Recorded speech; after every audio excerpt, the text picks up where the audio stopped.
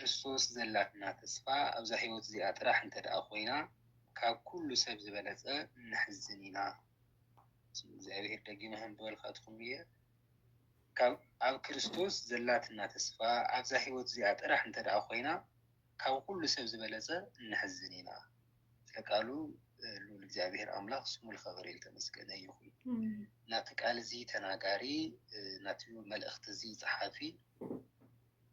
ሐዋርያው ቅዱስ ጳውሎስ እዩ እቶም ኣብ ቆሮንቶስ ኣብ ግሪክ ዝነበሩ ህዝቢ ዝለዓኸሎም ጦማር መልእክቲ እዩ እዚ ቃል እዚ ልነግረና ትክፋል ምዕራፍ እዚ ልነግረና ስለ ትንሣኤ ሙታን ለይኣምኑ ብፍላይ ኣብ ግሪክ ዝነበሩ ፍልስፋን ወይ ፈላስፋታት ዝበሃሉ ይመራመሩ ስለዝነበሩ ካብ ምንም ነገር ብላዕሊ ስለ ትንሣኤ ሙታን ليردو ميستريو سب بسبيسو مريت آتيو حامد مستغيرة دحرك اللعال يولي تمرتي بساينس تدقف النتيولو بتمرمرو من قد أماني لوجيك أماكنيو اللي يولو سلالخوانا أو لبونا آتهم لي يقبلوا وكالي لذي توم أو كورن دوسل نورو فزوي أيهوداويان نورو كريستنا مستغبون دحارة لو كريستنا أمنت مستشقا قروقن تنسى موتان إيمان قدن وين ስለዚህ ስለ ትንሣኤ ሙታን ከጅምርቱ ለው ተመስ ዓይ ፈተና ለሆነም ነበር አው ዙሪያውም ለው ፈላስፋታት ስለ ትንሣኤ ሙታን ለምእማን ፈተና ጸገም ስለነበረው ሰብ ምስሞተም ወይ ይቀር ይሎም ለአምኑ ስለነበሩ ይፈትኑዎም ነይሮም እዚአቶም መልስ ልክህብ እዩ ቅዱስ ጳውሎስ ልናገርሎ ማለት ነው አውዙ ክፋል እዚ ባይ ትንሣኤ ሙታን ኣብ ነገሩሉ ክፋል ባይል ክርስቶስ ኣብዛ ምድር እዚኣ ጥራሕ እንድሕር ኮይና ተስፋ ንገብሩለና ካብ ሰብ ኩሉ ንሕዝነን ሕና ኢና እዩ زي تعوينا أنكرنا تمرتنا ملأخت لغون تسفانا بإግዚአብሔር እዩ بحقي ክርስቶስ ሕያው ተስፋና እዩ ነገር ግን ተስፋና ምድር ድዩ ኣብ ምድር ጥራሕ እንድሕር ኮይና ተስፋ ንገብሮ ለለና ትልግባ ተስፋ ይኮንና ይሕዝናን ኢና ምድራዊ ለኾነ ሁሉ ጊዜያዊ እዩ ኣብ ምድር ለሎ ሁሉ ጠፋ እዩ ኣብ ምድር ለሎ ነገር ሁሉ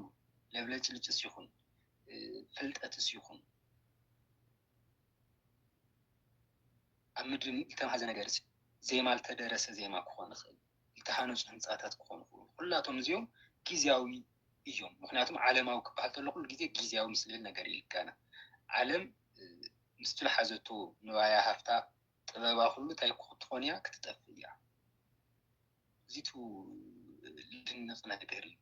عالم تقول سلطانة تقول كم هذا تكنولوجي كل تجارة مصنعات كله مس ناقات أفاتيو محناتهم مسيرتهم مستلتف عالم سلالقونا أفتتف عالم يعني هم كريستيان جن تسفانا أو كريستوسيو نجر جن تسفانا سكام أزيو أب مدري مكراكينا خلنا أجمع كي قات منا موز من قدنا دي تسفان جورو لنا نجر ويس زعلم زي أمس حلفة تقول يحلف تسفان جورو نجر نايو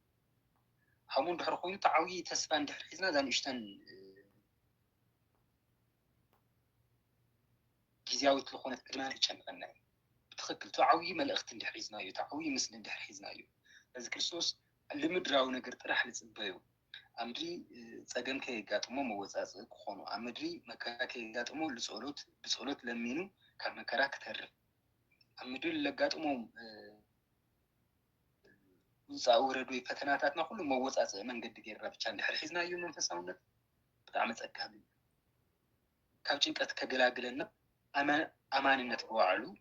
بوعلو ناس نلبونا فوزي لا أمن سو أمره سلاماوي سلزي لوشت أو سلامنا بتشالك الرجاج علنا دينا أمننا ويس كاتو للرألو جزيا وعالم كاتو منور لنا والسن إدمة لحلفة تسبانينا بزح سب لمو كورونا جر ندحر لي تساقع له لتمني نجر ندحر لي بس يحلو كم من فساونات ندحر ثلاثة من السيل كم وجبر لي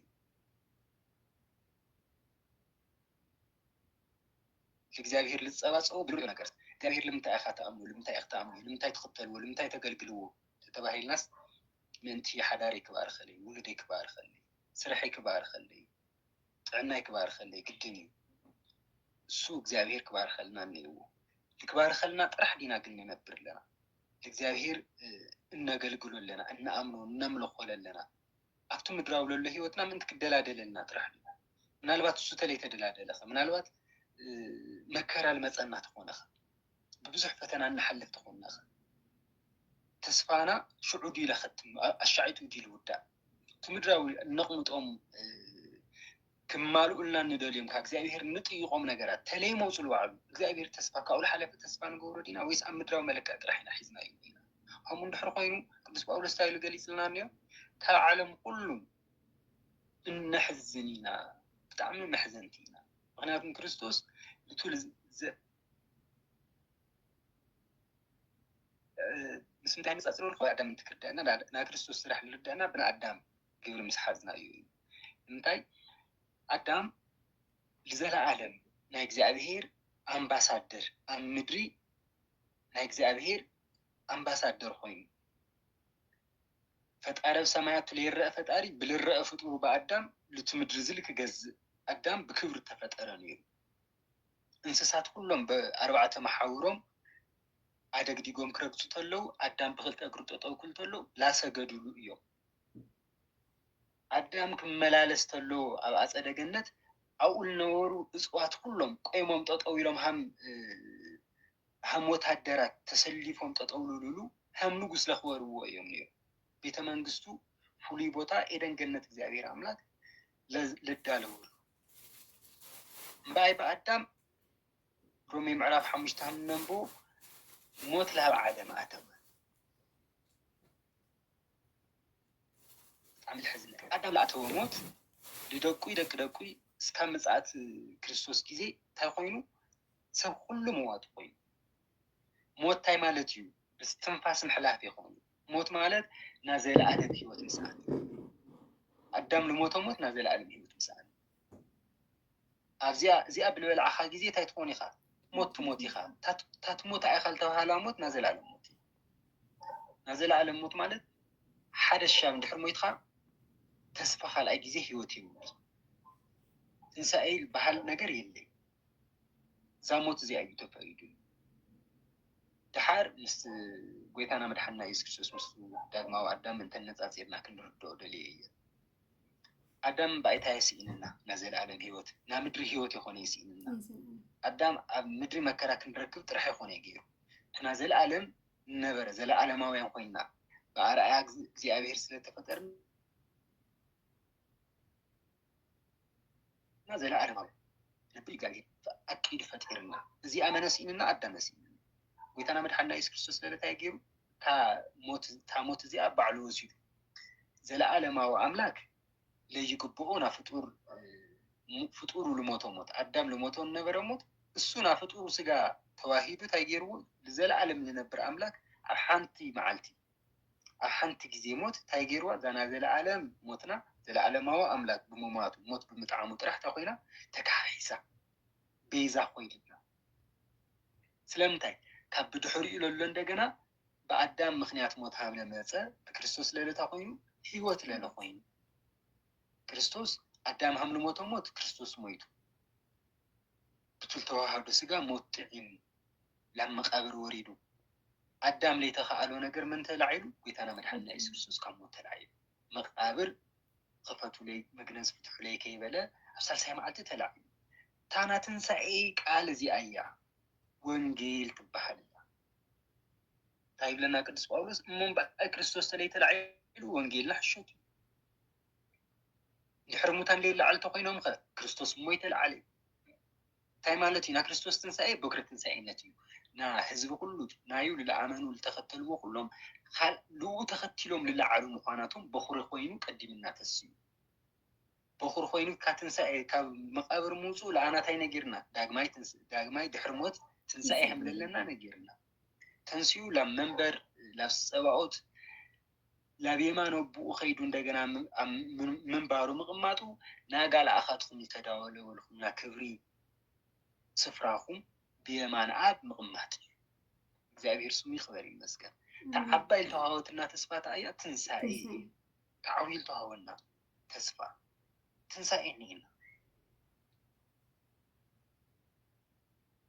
كنتنسى تلام هم تدك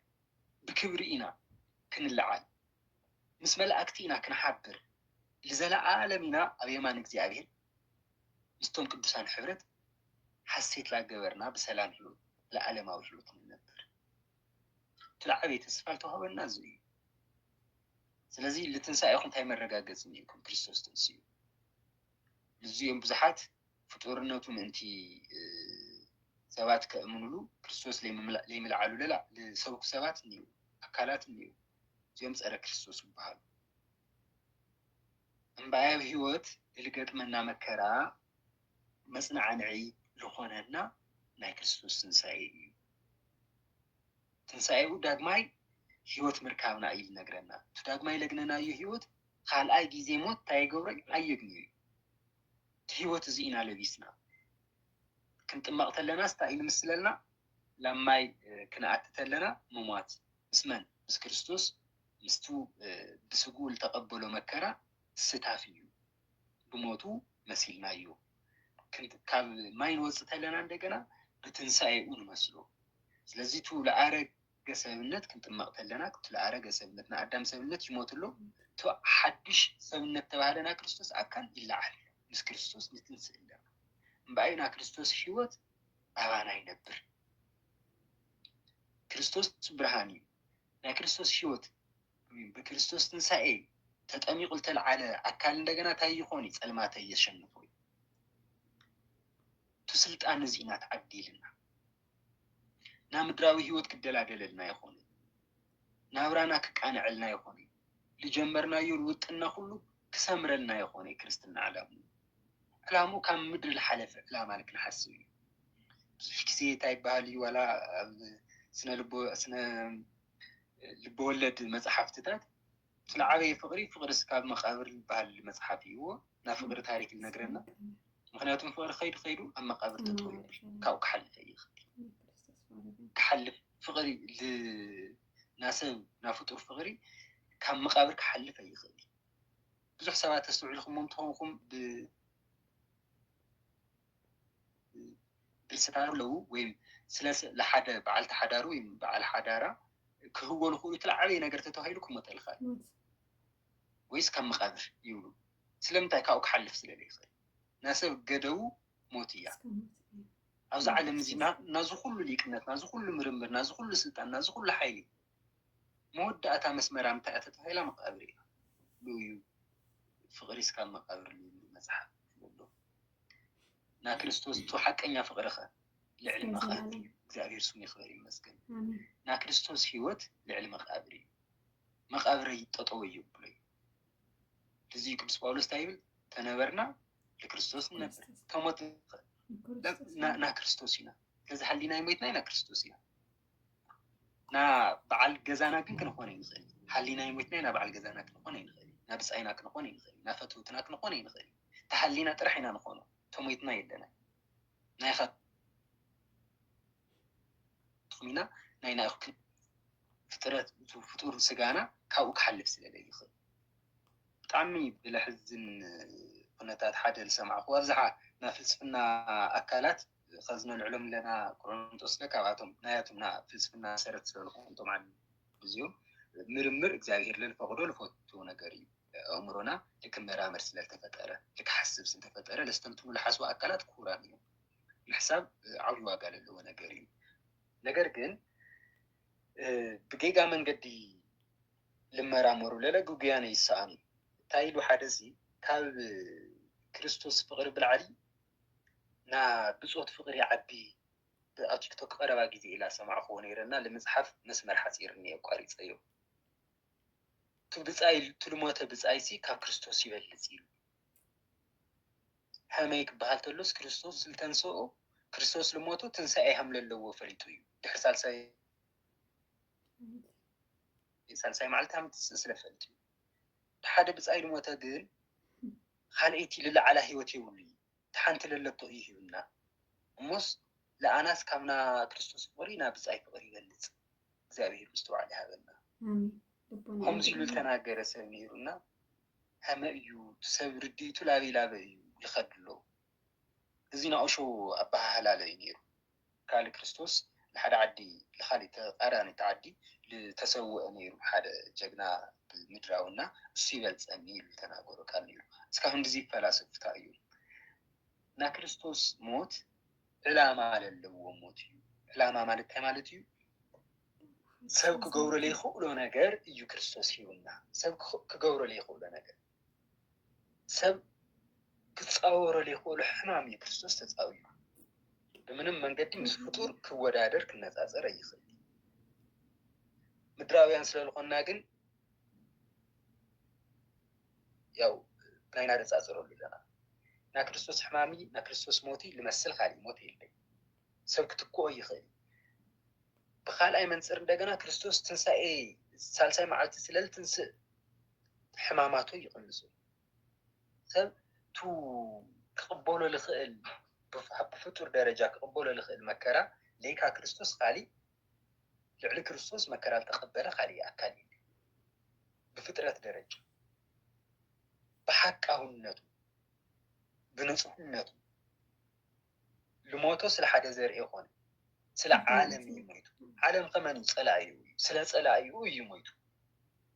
ስለ ፈታዊኡ ስለ ደውኡ ስለ ዓዱ ስለ መንነተይ ኢሉ ግን ሰብ ስለ ወገኑ እንድሕር ሞይቱ እዚ ብሰብ ደረጃ እዩ ብእግዚአብሔር ዓቕሚ ግን ስለ መን ተሞይቱ ንብለና ስለ ጸላቱ ሓሙት ስለቶም ለስተዩ ስለቶም ወግኡ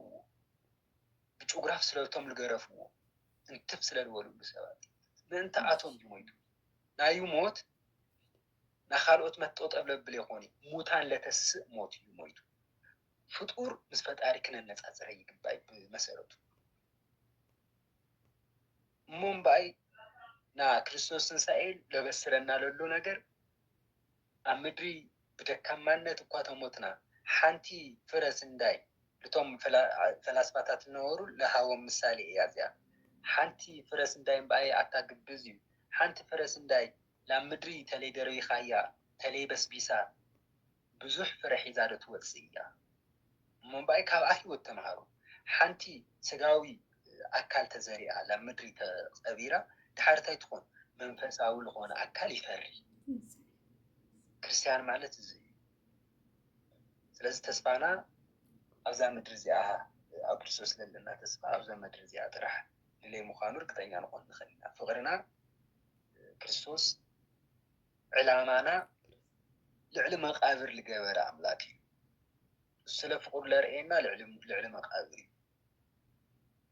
ንሕና ለልኡ ፍቅር ለለና እንገልጾ ዕላማና ልዕሊ መቃብር ምዃኑ ብምእማን እዩ ሞት ለይግድቦ አገልግሎት ናቸው ማለት ነው ብሞት ጠጠው አይሆነይ ብጥሮታ አብዛሃና ዓለም አገልግሎት ብጥሮታ ጠጠው ይብል መንፈሳዊ አገልግሎት ግን ታይ ምስጋናና አምሉ ሆነ አገልግሎትና ኣብ መቃብር ደው ይብል ሞት ጠጠው ይብል ለይቋረጽ ህይወት ለይቋረጽ ዘለዓለማውነት ዘለዓለማው መንገድ ስለዚህ እዚ ይርኢና ና ክርስቶስ ትንሳኤ እዚ ይርኢና مست تمكت مستنا أستريوله أتحيزنا بزح نجار مواليكا زرو تا أنكرنت بالأخوات أيا كعالم كسوق كله إن حزن مسكين عندنا ويستتخكلنيا لعلم قابر لسأنح على ما حزن أكلاتنا ليش تنفتنا مسأتنا اللي حرت نملس نمارر أكلاتنا ويس مسجاننا مكر عليه قارصو تعم نقرموكنا بطتنا ببقعات لمصاي يخوني እግዚአብሔር ለሃው ምግላጽ እዩ አስተርእዮ ማለት በሰብ ደረጃ በሰብ ምርምር ከሆነ በእግዚአብሔር ቸርነት በእግዚአብሔር ፍቃድ ልተዋሃበ እዩ የእግዚአብሔር ቃል በሰብ ምርምር ይመጽይ ትነጋገሩ ለለና ቃል እግዚአብሔር ፈቂዱ ለሃው ወደ አንበይ ሰብ ተመራሚሩ ለወጽሐሉ ደረጃ ይሆን ስለዚህ አስተርእዮ ንል ወይ ለለ ከኻልኦት እምነት ተቋማት ልፈልዮ ተሐቀኛ መንገዲ ለብለሉ ሓደ ዓብይ ምክንያት ፍልጠትና ብምርምር ከምቶም ቆሮንቶሳውያን ብምርምር መጽአ ይኾነ ኣብዛሓና ምዕራብ ኣብያተ ክርስቲያናት ልበሃላ ምዕራባውያን ልበሃላ ብምርምር ተደረኹ እዩ ብልወፅሕዎ ደረጃ ልናገሩ ኣካላት እዮም። ቤተክርስትያን እናትናገሮ ቃል ግን ኣንሕና እንብሎ ለለና ይኾነ እዚ ልብል ዘሎ ናይ እግዚኣብሔር ቃል እዩ። እዚ ልብል ዘሎ እግዚኣብሔር መንፈስ ቅዱስ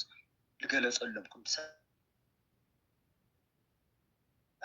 በዓላቶም ተመራሚሩ ቤተክርስትያና ተመራሚርካ ምፍላጥ ዝበሃል ነገር የለ። እግዚኣብሔር ብዝገለፀልካ ደረጃ ምንጋር ጥራሕ ይልካል።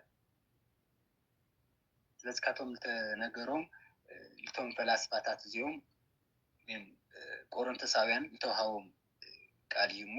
ስለዚ ልምድራዊ ነገር ጥራሕ ተስፋ ንገብር መንፈሳውነትና ልምድራዊ በረከት መንፈሳውነትና ኣብ ምድራዊ ሂወት ኣብ ምድራዊ ዕድመና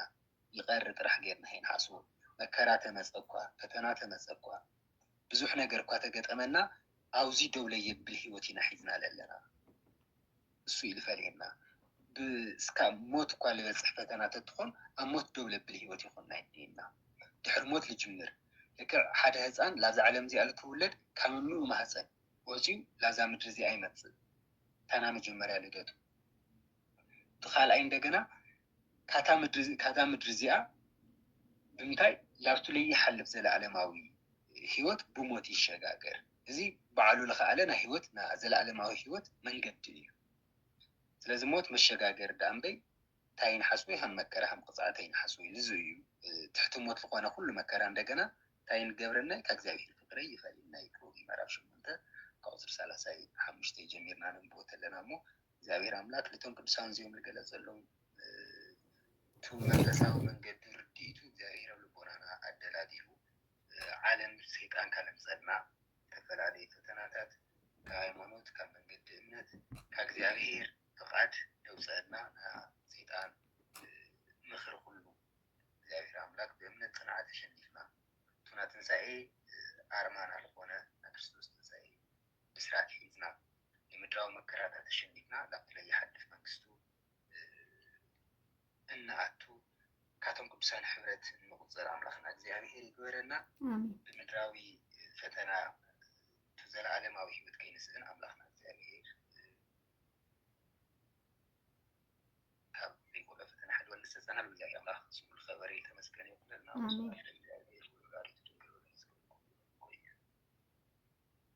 አሜን አሜን። ንኸብር መምህርና ቃል ሂወት ቃል ሰናይ ቃል በረከት የስምዐና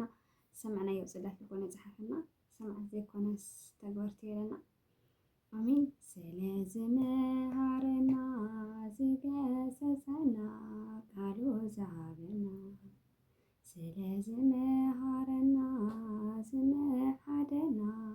ምክሩ ዝሃበና ንእግዚአብሔር ይኹኖ ምስጋና ለእግዚአብሔር ይኹኖ ምስጋና አሜን። ለእግዚአብሔር ይኹኖ ምስጋና ለእግዚአብሔር ይኹኖ ምስጋና አሜን አሜን። ብሓቂ ንኽቡር መምህርና ቃለ ሂወት ይስምዐና ዓፅም ዘለስለስ ትምህርቲ ነይሩ። በጣም ደስ የሚል ትምህርት ነበረ። እግዚአብሔር ይመስገን። የሰማነው በጸሎት ልቦናችን ያሳደርብን። ስለምታደርጉልኝ መበረታት ከልብ ነው የማመሰግነው። ስለትገብሩልኝ መበረታዕ ኮረት ሓቴ ከልብ ከመስግን ይፈቲ መበረታዕኩም ድማ ኣይፈለየን ንኽእል ይፈቲ ዝነበረና ፃንሒት እዚ ይመስል ሓድሽቲ ዝኾንኩም ላይክ ሼር ሰብስክራይብ እናገርኩም ቤተሰብ ኩሉ ቤተሰቡ ዝኾንኩም ድማ ከምቲ ልሙድ መበረታዕኩም ኣይፈለየኒ